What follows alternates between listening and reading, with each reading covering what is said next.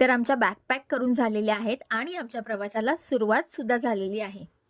आता तुम्हाला प्रश्न पडला असेल की ही नक्की चालली आहे कुठे? तर माझं नाव सोनाली सुरेश नाटकर आणि मी तुम्हा सगळ्यांची लाडकी सोना. आज मी तुमच्यासाठी काहीतरी नवीन घेऊन आलेली आहे. काहीच दिवसांपूर्वी मी माझ्या कुटुंबासह तिरुपती बालाजीचे दर्शन घेण्यासाठी गेली होती. त्यातीलच काही क्षण मी आज तुमच्यासोबत शेअर करणार आहे. तर चहा घेत घेत आम्ही आमच्या प्रवासाला सुरुवात केली. बाहेरचं निसर्गरम्य वातावरण बघता बघता आम्हाला कधी भूक लागली हे कळलं सुद्धा नाही. त्यामुळे आम्ही सगळ्यांनी लवकर जेवून घेतलं आणि नंतर रात्री खिडकीबाहेर मस्त बघता बघता कधी झोप लागली हे कळलं सुद्धा नाही. आणि सकाळी जेव्हा डोळा उघडला तेव्हा कळलं की आम्ही रेणीगुंटा स्टेशनला पोहोचलो सुद्धा होतो. आमचा चहा घेऊन झाल्यानंतर आम्ही बराच वेळ बसची वाट बघत होतो. खरं तर अजून आम्हाला डोंगरावर जायचं होतं. तो प्रवास जवळजवळ 1 ते 1.5 तासांचा होता. पण तिकडे बससाठी खूप गर्दी झाली होती आणि माझं लक्ष अचानक त्या छोट्या मुलाकडे गेलं. त्याने सुंदर असं ऑरेंज रंगाचं टोपरं घातलं होतं. इतक्यात आमची बस आली आणि आम्ही नॉन एसी बसमध्ये बसलो सुद्धा होतो. समोरची जी एसी बस दिसतीये ती पूर्णपणे भरलेली होती.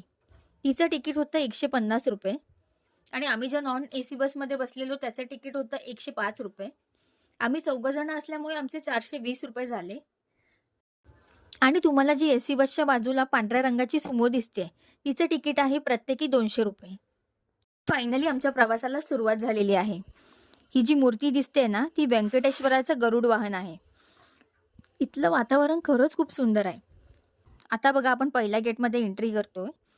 ती जी समोरची वाट दिसते ना तुम्हाला, इथून तिरुमालेला जायला पायी प्रवास करतात.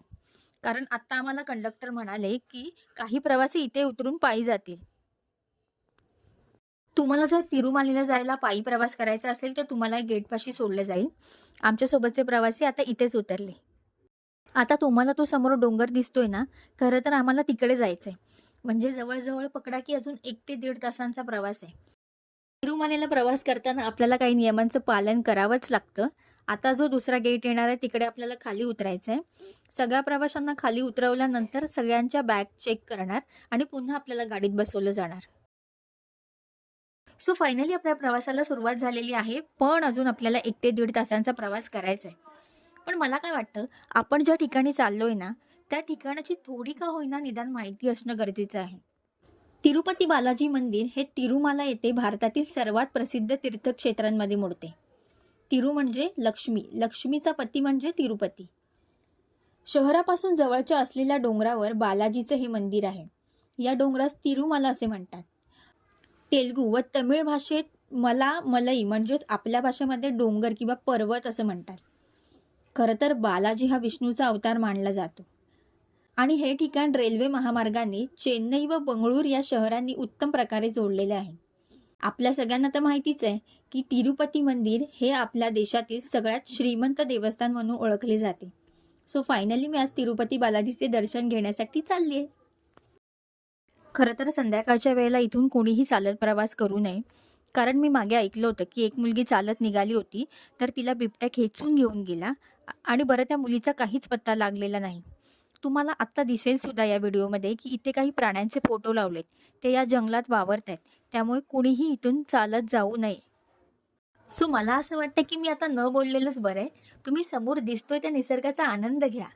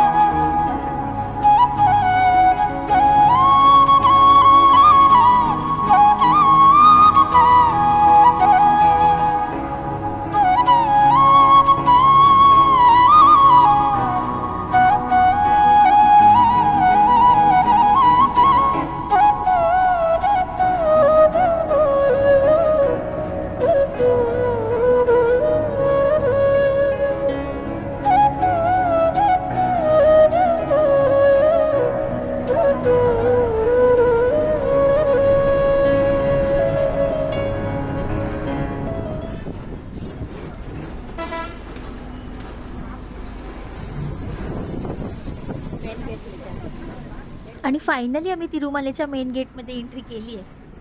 बाप रे! खरंच खूप सुंदर वातावरण आहे इथे.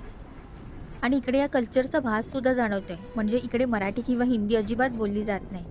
आता बघा बॅकग्राऊंडला तुम्हाला जे गाणं वाजतंय ना, त्यातून तुम्हाला कळेलच.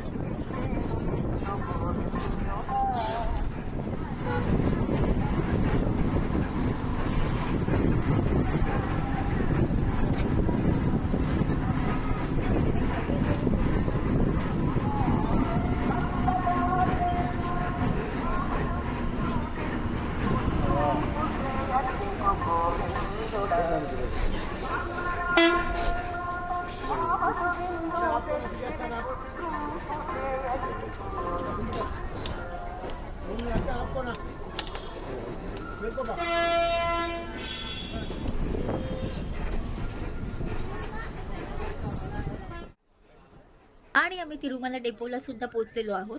चला तर मग, आता मी इथेच थांबते. पुन्हा भेटू.